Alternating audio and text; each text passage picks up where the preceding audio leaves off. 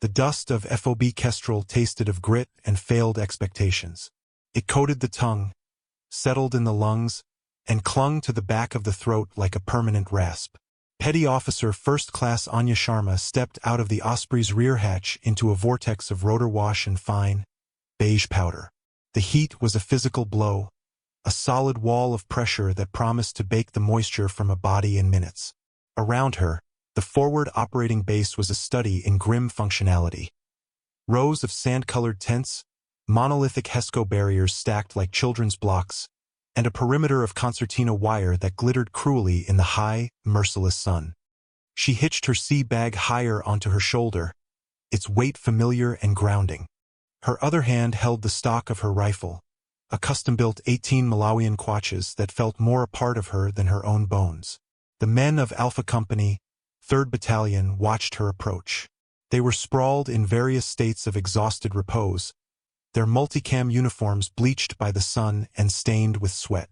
They looked her up and down, their gazes lingering on the anchor, Constitution, and eagle insignia on her sleeve, then on the digital green and tan of her Navy working uniform. She was an anomaly, a foreign object in their ecosystem of dust and army doctrine. A thick-necked sergeant with a jaw like a block of granite and a name tape that read Reyes pushed himself off a stack of ammo cans. He ambled toward her, a smirk playing on his lips. His squad, a collection of lean, sun-scorched young men, watched with predatory interest. "Well, look what the tide dragged in," Reyes said, his voice a low rumble. He stopped a foot from her, forcing her to halt. He was taller, broader, a wall of muscle and condescension. "Lost your ship, petty officer?" The men behind him snickered. Sharma's expression remained neutral. Her eyes, a dark, unreadable brown, met his without flinching. She said nothing. Her silence seemed to bother him more than any retort would have.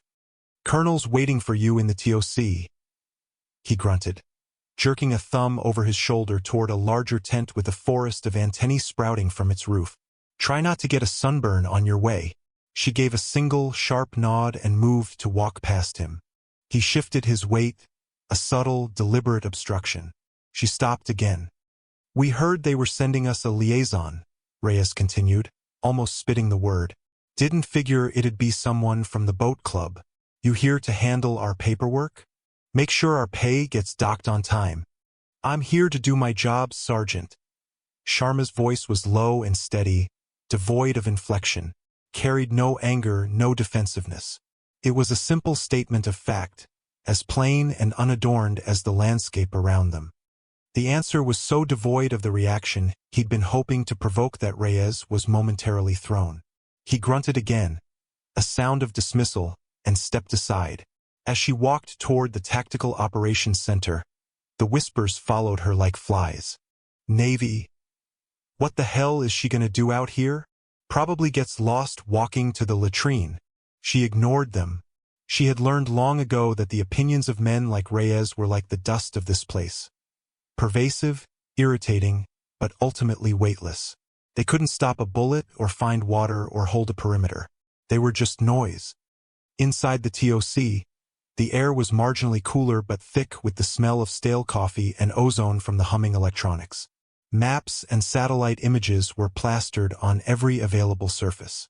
At the center of it all stood Colonel Madsen, a man whose posture was as rigid as the creases in his uniform. He was lean, with graying temples and eyes that seemed to have been permanently narrowed by years of staring at distant threats. He glanced up from a screen as she entered, his gaze sweeping over her with an air of profound disappointment. He took the folder from his aide without looking at the man. "Petty Officer Sharma," he said. "It wasn't a question. I read your file. Communications specialist. Some signals intelligence background." He tossed the folder onto the table. It landed with a flat, dismissive smack. "Let me be clear. I requisitioned a combat asset. An experienced infantry NCO who understands our operational tempo. Instead, I get you. JSOC politics. I assume." "I'm here to support the mission, sir," Sharma replied, her stance relaxed but ready. "Support the mission," Madsen repeated, a humorless smile touching his lips. This isn't a guided missile destroyer, petty officer. We don't sit back and watch the fight on a screen. Out here, we put boots in the dirt. We close with and destroy the enemy. I have no use for a technician who needs a platoon of infantry to babysit her while she fiddles with a radio. His hostility was colder, more refined than Reyes's, but just as palpable. He saw her uniform, her branch of service, and a single line in a file that had been sanitized for his level of clearance. He saw a woman in a man's world. He saw a problem he didn't ask for. "I'll find a place for you to stow your gear," he said, turning back to his screen. "Sergeant Reyes will be in charge of your integration. He'll make sure you understand how we do things in the United States Army. Don't get in the way." The dismissal was absolute. She was a piece of equipment to be stored, a box to be checked. She gave a crisp, "Yes, sir," to his back, turned, and walked out of the tent, back into the oppressive heat and the waiting, watchful eyes of the men who had already decided who she was. She was nothing, a ghost, a clerk in the wrong uniform, 1,000 miles from her ocean. And that was exactly how she wanted it. Underestimation was a weapon, and right now it was the only one they had given her. The next morning's sun rose with a vengeance, promising another day of suffocating heat. The integration Colonel Madsen had ordered began shortly after dawn. Sergeant Reyes gathered his squad in a cleared area of packed earth, the designated training pit. It was a circle of dirt, surrounded by the smirking, curious faces of nearly every soldier not on watch. Anya Sharma stood in the center, her sleeves rolled up, revealing lean, corded forearms traced with the faint silver of old scars. "All right, listen up," Reyes barked, projecting his voice for the audience. "Out here, everything can go sideways in a second. Comms go down, ammo runs dry. Sometimes all you got left are your hands." He cracked his knuckles, a theatrical sound in the morning quiet. "We're gonna do some basic combatives. See what our new Navy liaison is made of." He gestured to Sharma. "Since you're the guest of honor, petty officer, you get to dance with me." A cruel anticipation rippled through the crowd. This wasn't training. It was a hazing ritual, a public spectacle designed to break her down and reinforce the established hierarchy. Colonel Madsen stood on the periphery, arms crossed, his face an impassive mask. He was observing, evaluating, letting the crude process play out. Sharma said nothing. She simply moved to the center of the circle and settled into a low, balanced stance. It wasn't a boxer's stance or a wrestler's crouch. It was something else, something fluid and economical. Reyes circled her, a predator sizing up his prey. He was easily 50 pounds heavier, a slab of muscle built for blunt force. "Ready, sailor?" he sneered. She gave a slight, almost imperceptible nod. He lunged. It was a clumsy, telegraphed bull rush, meant to overpower her immediately. Sharma didn't try to meet his force. She pivoted, letting his momentum carry him past her, and her foot swept out in a low arc, aiming for his ankle. It was a move designed to unbalance, not to injure. Reyes stumbled, catching himself before he fell, a flicker of surprise crossing his face before it hardened into anger. The snickering from the crowd died down a little. "Fancy footwork," he grunted, turning to face her again. "Let's see how you handle this." This time he was more cautious. He feinted, then shot in, grabbing the front of her uniform. His strength was immense. He lifted her, slamming her back down into the dirt. The impact drove the air from her lungs in a sharp gasp. The dust billowed up around her. The soldiers roared with laughter. "Get up," Reyes ordered, standing over her. Sharma pushed herself up slowly, her breathing controlled. She spat a small amount of grit from her mouth. There was a smear of dirt across her cheek. She didn't look angry. She didn't look humiliated. She looked analytical. Her eyes were fixed on him, not with hatred, but with an unnerving degree of focus, as if she were committing every twitch of his muscles to memory. She resettled into her stance. He came at her again. For the next 10 minutes, the pattern repeated. Reyes used his superior weight and strength to throw her, to pin her, to drive her into the ground. He was a hammer and she was the anvil. Each time he knocked her down, she got back up. Dust caked her uniform, clung to her sweat-soaked hair. A trickle of blood appeared at the corner of her lip where she'd bitten the inside of her cheek. The soldiers' laughter grew more confident with each fall. They saw a woman being dominated, their prejudices confirmed. "Had enough yet, Navy?" one of them yelled. Madsen watched, his expression unchanged. He saw exactly what he expected to see. A non-combatant, physically outmatched, being put in her place. A liability. Reyes was breathing heavily now, his movements becoming sloppier. His frustration was mounting. She wasn't breaking. She wasn't crying out or begging him to stop. She just kept getting up, her dark eyes watching him, learning him. He was winning the fight, but he felt like he was losing something else, something he couldn't define. He grabbed her in a crushing bear hug, lifting her off her feet. "It's over," he hissed in her ear, squeezing hard enough to make her ribs creak. For the first time, Sharma acted with offensive force. It wasn't a wild punch or a desperate kick. It was something small, precise, and brutally efficient. Her head snapped back, the base of her skull connecting with the bridge of his nose. There was a wet, crunching sound. Reyes howled, his grip loosening as his hands flew to his face. In that instant of release, Sharma dropped to the ground, coiled, and drove the heel of her boot into the side of his knee. His leg buckled with a pained grunt. He staggered back, blood pouring from his nose, his eyes wide with shock and pain. The circle of soldiers fell silent. Sharma didn't press the attack. She simply rose to her feet, standing in the center of the circle, her breathing even, her posture calm. She had taken a beating, been thrown in the dirt a dozen times, but she was the one left standing, while the platoon's alpha dog was bleeding and crippled. Reyes stared at her, blood dripping onto the dust at his feet. The smirk was gone, replaced by a dawning, horrified understanding. He had been playing a game. She had been conducting a lesson. "The drill is over," she said, her voice still quiet, still flat. She turned and walked out of the circle, leaving a stunned silence in her wake. Colonel Madsen's eyes followed her, a flicker of something new in their depths. It wasn't respect, not yet. It was confusion. The equation he had worked out in his head, Navy, woman, technician, was wrong. And for a man like Madsen, an incorrect calculation was more dangerous than any enemy. He had dismissed her, and he was beginning to suspect that had been a grave mistake. The deceptive calm of the following afternoon was the first sign of trouble. A profound, unnatural stillness settled over the valley. The usual daytime chorus of insects fell silent. The wind died, leaving the air heavy and stagnant. From her position near the western perimeter, Anya Sharma watched a small herd of ibex on a distant ridgeline suddenly bolt and vanish, their flight panicked and desperate. Animals always knew first. Inside the TOC, Colonel Madsen was conducting a video conference with Regional Command, the conversation a dull drone of logistics and bureaucratic updates. In the barracks, Sergeant Reyes was nursing his bruised knee and shattered pride, his squad giving him a wide berth.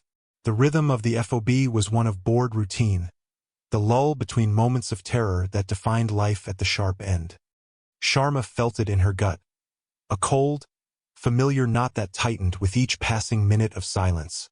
She left her observation post and began a slow, methodical circuit of the perimeter. She wasn't looking at the obvious things. She was looking at the ground. A section of the outer concertina wire, near a dry wadi, was slightly disturbed. A single strand was snagged on a rock in a way that seemed unnatural, as if something heavy had been carefully dragged underneath it. The footprints nearby were scuffed, deliberately obscured, but they were there. Multiple sets. She moved on, her hand resting on her rifle. Her senses were on high alert, filtering the environment for anomalies. The smell of diesel from the generators was normal. The distant clank of a wrench on metal from the motor pool was normal. The silence from the comms tent was not. The background hiss of open channels, the constant chatter of radio checks. It was gone. She ducked into the tent. The comms specialist, a young private named Chun, was staring at his bank of equipment, his face pale. "Everything's dead," he stammered, pointing at the silent radios. "Total blackout. Not just static. It's like someone flipped a switch on the entire spectrum. Jamming. Sophisticated, wide-spectrum jamming. This wasn't the work of local insurgents with jury-rigged equipment. This was professional. The first mortar round landed without warning. It wasn't the high-pitched whistle of an incoming projectile. The jamming was so effective it likely interfered with proximity fuses and tracking systems, forcing the enemy to use simple, timed explosives. The round impacted near the central flagpole with a deafening crump, sending a geyser of earth and shrapnel into the air. Chaos erupted. The siren, manually triggered, began its throat-tearing wail. Soldiers poured from tents, grabbing helmets and rifles, their faces a mixture of confusion and adrenaline. Shouted orders crisscrossed the compound, creating a cacophony of panicked commands. "To the line! To the line!" Reyes bellowed, his limp forgotten as he shoved men toward the sandbagged fighting positions. The second and third rounds landed in quick succession, bracketing the motor pool and igniting a fuel bladder. A pillar of thick, black smoke coiled into the sky, a funeral pyre for the FOB's brief moment of peace. In the TOC, Colonel Madsen was cut off. Every screen displayed the same message, an O signal. He grabbed a field telephone, cranking the handle to connect to the perimeter hardlines, but the lines were dead. Sabotaged. "Get me a runner. I want a sit rep from all sectors now," he roared at his aide. The mortar fire was a classic tactic, a violent, disorienting barrage designed to fix the defenders in place, to make them predictable. It was a distraction. Sharma knew it instantly. The real attack would come from somewhere else. Her eyes snapped to the wadi, to the section of disturbed wire. As if on cue, a storm of machine gun fire erupted from that exact sector. The heavy, rhythmic thumping of a DSHK heavy machine gun tore through the air, chewing through the HESCO barriers, kicking up plumes of dust and sand. The soldiers of Reyes's squad, who had taken cover in that section, were pinned down, unable to return effective fire. The sheer volume of incoming rounds was overwhelming. The crisis had arrived. The system had broken down. The radios were silent, the command structure was blind, and the soldiers were reacting on instinct and training, but their training was for a conventional fight. This was not a conventional fight. It was a dissection. The enemy was inside the wire. While others scrambled for cover, reacting to the loudest threat, Sharma moved with a chilling purpose. She didn't run toward the sound of the guns. She melted into the shadows along the base of a blast wall, her profile low, her movements economical. The chaos was a form of camouflage. The explosions, the screams, the staccato rhythm of automatic fire. It was all noise that masked her own silent advance. She saw the infiltrators now, ghosting through the smoke and confusion. They moved in disciplined fire teams, flowing over the breached perimeter wall like water through a crack in a dam. They were not the wild, undisciplined fighters the soldiers were used to. They were clad in black, their faces covered, their weapons well-maintained. They moved with the cold efficiency of trained killers. Two of them peeled off, heading for the generators. A logical target. Cutting the power would plunge the base into darkness and silence the last of the electronic defenses. Sharma raised her rifle. The optic settled on the lead man's chest. Her breathing was a slow, controlled cadence. Inhale, exhale. The world narrowed to the reticle. A gentle squeeze of the trigger. The suppressed crack of the rifle was lost in the din of the battle. The man crumpled, a puppet with its strings cut. His partner spun around, confused, raising his weapon. A second crack. He fell across the first. 2 shots, 2 kills. No wasted motion. Sharma was already moving again, a phantom gliding through the unfolding nightmare. Her mind was a cold, clear engine of tactical calculation. The mortars were the distraction. The infiltrators were the main effort. But the DSHK was the linchpin. The heavy machine gun had Reyes and his men completely suppressed, preventing them from sealing the breach. If the gun wasn't silenced, the base would be overrun in minutes. She circled wide, using the burning fuel bladder as cover. The heat was intense, the smoke acrid. It shielded her from view. She could see the machine gun nest now, dug in on a small rise just outside the wire, commanding a perfect field of fire. 3 men, a gunner, an assistant feeding the ammo belt, and a commander with binoculars. They were focused on the pinned-down American soldiers, arrogantly confident in their position. They never saw her coming. She crawled the last 50 meters on her belly, the hot casings from the DSHK raining down just yards away. She unclipped a flashbang from her vest. She didn't use a grenade. The explosion would be too loud, the shrapnel too unpredictable. She needed precision. She pulled the pin, counted to 2, and tossed the cylinder in a low arc. It landed perfectly in the center of the nest. The detonation was a brilliant, blinding flash and a deafening bang. The gunner and his assistant flinched, hands flying to their faces, momentarily stunned. That was all the time she needed. She rose from her crouch, rifle at her shoulder. Pop, pop, pop. 3 rounds, precisely placed. The gunner slumped over his weapon. The assistant fell backward.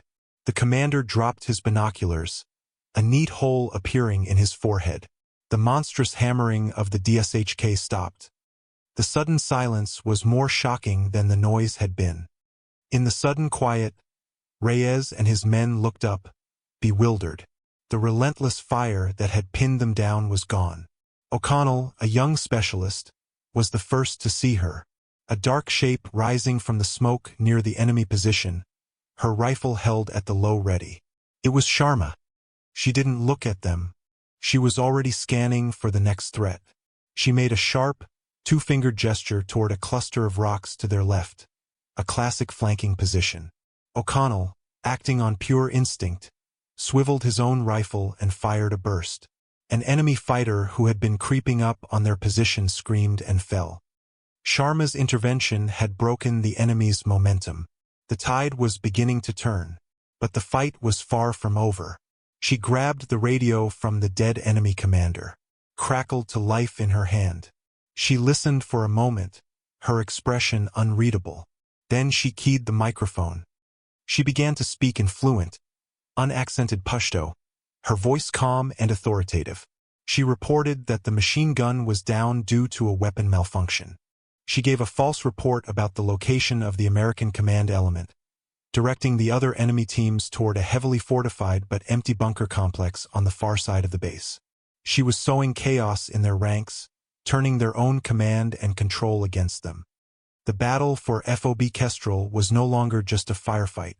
It was a chess match, and the unassuming petty officer they had dismissed as a clerk was playing 3 moves ahead of everyone else. Inside the TOC, a single camera feed flickered to life. A perimeter drone, running on its own battery, had rebooted after the initial jamming wave subsided. The image was grainy, distorted by smoke, but it showed the western perimeter. Colonel Madsen leaned in, his knuckles white where he gripped the edge of the table. He saw the chaos, the muzzle flashes, the desperate fight for survival. And then he saw her. The feed seemed to track her, as if she were the center of gravity on the battlefield. He watched, mesmerized, as Petty Officer Sharma moved with an economy of motion that was both beautiful and terrifying. She wasn't fighting like a soldier. She was hunting. He saw her direct O'Connell's fire with a simple hand signal. He watched her flank another enemy position, her silhouette appearing for a bare second before 2 more hostiles fell. She moved through the battlefield not as a participant, but as a conductor, orchestrating a symphony of violence with chilling precision. The most critical threat remained, the mortars. They were still firing, though their accuracy was degrading without a spotter. But where was the spotter? The drone camera panned up, toward a rocky outcrop overlooking the FOB. There, nestled in the rocks, was a man with a high-powered scope and a radio. He was the eyes of the enemy, directing the rain of death. He was too far for any of the soldiers on the line to engage effectively. But Sharma had seen him too. Madsen watched on his screen as she dropped into a prone position, using a blasted-out HESCO barrier for cover. She calmly detached the standard magazine from her rifle and clipped in a smaller one, filled with rounds he didn't recognize. She adjusted the dial on her optic, her movements unhurried, as if she were on a firing range. She settled the stock into her shoulder, took a breath, and became utterly still. The distance was over 600 meters. The target was partially obscured. The wind was picking up. It was an impossible shot. A tiny puff of dust erupted from the muzzle of her rifle on the screen. For a second, nothing happened. Then, the figure on the ridge collapsed, vanishing from sight. The mortar fire stopped. Silence. Madsen's aide, a young lieutenant, stared at the screen, his mouth agape. "Sir, my God, who is she?" The question hung in the air, echoing Madsen's own thoughts. He turned from the screen, his face a mask of disbelief and dawning awe. He strode to the one secure communication line that had been restored, a satellite hardline to Bagram. He keyed the receiver. "This is Colonel Madsen at FOB Kestrel. We are under attack, but the situation is stabilizing. I need to know who the hell you sent me." His voice was tight, strained. "I need to know everything you have on Petty Officer First Class Anya Sharma. Now." The voice on the other end was a calm, dispassionate operator from Joint Special Operations Command. "Stand by, Colonel." There was a pause, the faint clicking of a keyboard. "Okay, I have her file. It's heavily redacted, sir. Most of it is above your clearance level." "Give me what you can," Madsen snapped. "Sharma, Anya. Petty Officer First Class, Special Warfare Operator," the voice recited. "Cross-assigned from Naval Special Warfare Development Group." The name hit Madsen like a physical blow. DevGru. The official, innocuous name for the unit the world knew by another title. SEAL Team 6. The most elite, secretive, and lethal fighting force in the American military. Her operational history is a string of black ink. "Colonel," the voice continued, "but I can give you her call sign." Another pause. "Her call sign is Nyx. Nyx, the primordial Greek goddess of the night. A being so powerful that even Zeus feared her." It all clicked into place with sickening clarity. Her silent, ghost-like movements, her impossible calm under fire, the way she had dissected the enemy attack piece by piece, the way she had taken a beating from Reyes not out of weakness, but as an act of intelligence gathering, a way to measure a threat while conserving her own energy. Madsen slowly placed the receiver back in its cradle. He looked at the screen, where the woman he had dismissed as a clerk was now methodically clearing the breach, ensuring every threat was neutralized. He hadn't been sent a liability. He had been sent a scalpel, and he had been treating it like a butter knife. The aftermath of the battle was an eerie tableau under the harsh, unforgiving light of the security lamps. The fighting had subsided, leaving behind the smell of cordite and burned fuel, the groans of the wounded, and the profound, ringing silence that follows intense violence. The surviving enemy fighters had melted back into the night, leaving their dead behind. Anya Sharma moved through the wreckage, her rifle still held at a low ready. She was checking the bodies of the fallen enemy, kicking away weapons, ensuring no one was feigning death. Her movements were still efficient, still purposeful, a stark contrast to the jittery, adrenaline-fueled energy of the soldiers around her. They gave her a wide berth, their eyes following her with a mixture of fear and reverence. The whispers had already started, spreading through the ranks like a contagion. "DevGru. SEAL Team 6. The words were spoken in hushed, disbelieving tones. Sergeant Reyes found her near the breached section of the wall. He limped toward her, his face pale beneath a layer of grime. His uniform was torn, and a field dressing was hastily wrapped around his forearm. He stopped a few feet away, a chasm of unspoken words between them. The swaggering bully from the training pit was gone, replaced by a humbled, haunted man. He started, his voice cracking. He cleared his throat. "We were pinned down. That DSHK. We were dead. You?" He trailed off, unable to articulate the magnitude of what had happened, of what she had done. An apology felt insultingly small. A thank you felt utterly inadequate. Sharma turned to look at him. Her face was smudged with soot, a thin line of dried blood still visible at the corner of her mouth. Her eyes were flat, holding no judgment. "No, I told you so." She simply held his gaze for a moment, then gave a single, almost imperceptible nod.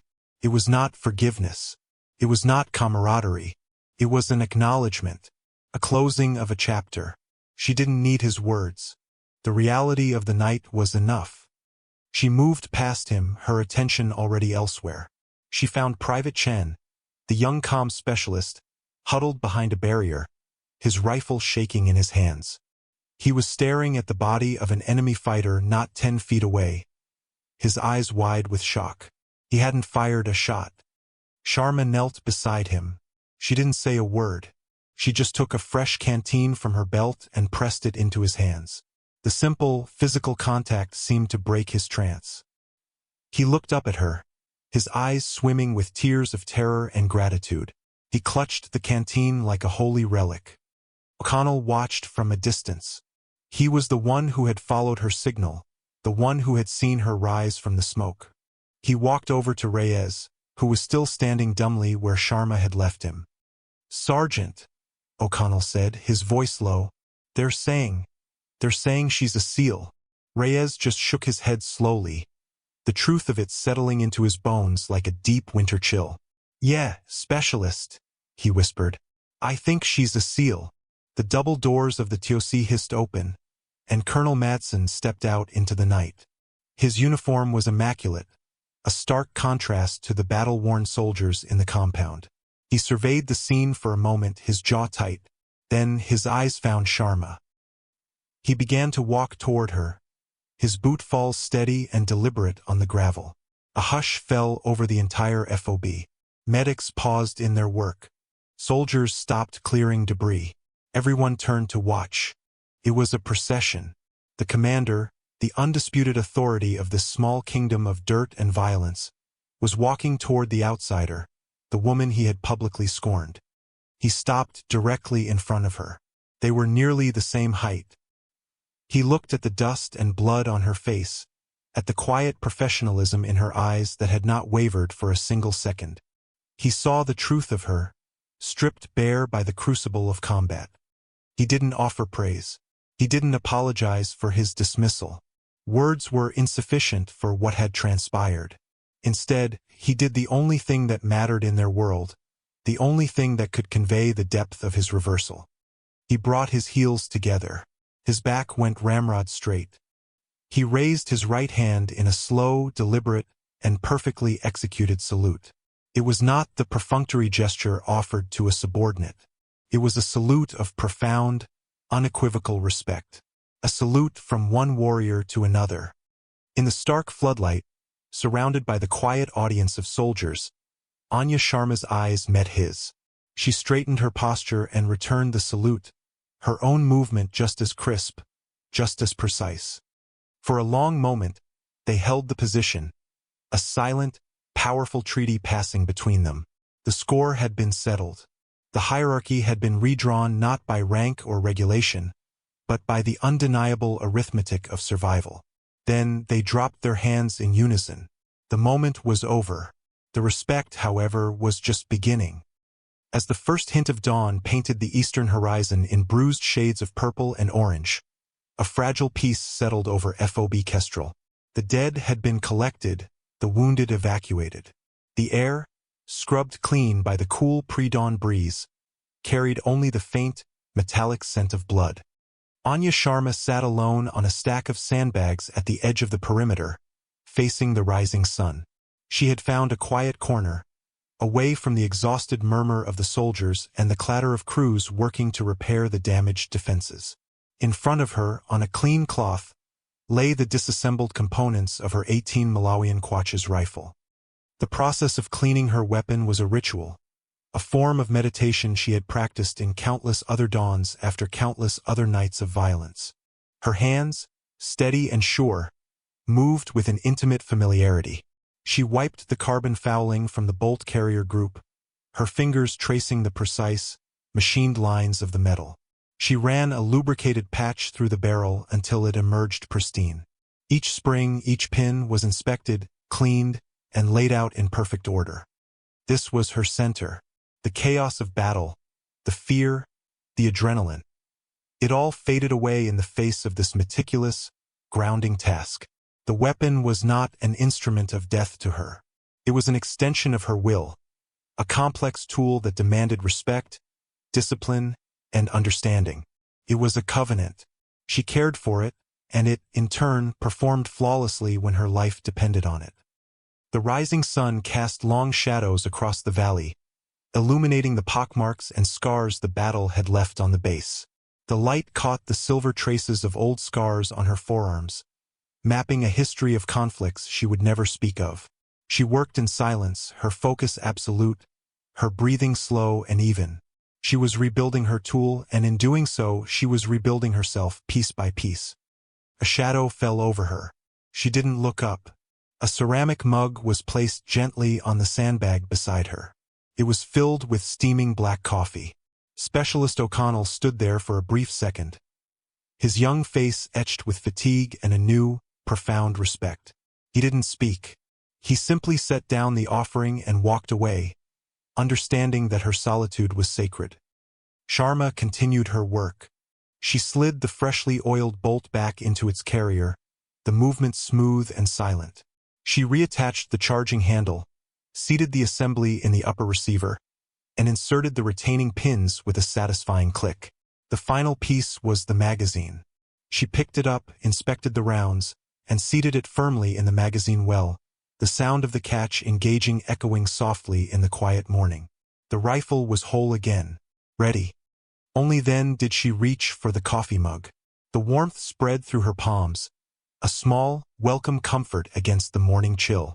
She took a slow sip, the bitter liquid cutting through the lingering taste of dust and cordite. She looked out at the mountains, now glowing in the full glory of the sunrise. The valley below was still cloaked in shadow, but the peaks were ablaze with light. It was a new day. She had proven nothing to them that she did not already know about herself. The salutes, the stares, the coffee, they were for them, not for her. They were markers of their own journey from ignorance to understanding. Her journey was different. It was a solitary path, walked in the quiet moments before the dawn, with only the cold steel of her rifle and the warmth of a simple cup of coffee for company. The sun climbed higher, chasing the last of the shadows from the valley floor. Anya Sharma, the woman they called Nyx, watched it rise, her duty done, her peace, for now, reclaimed.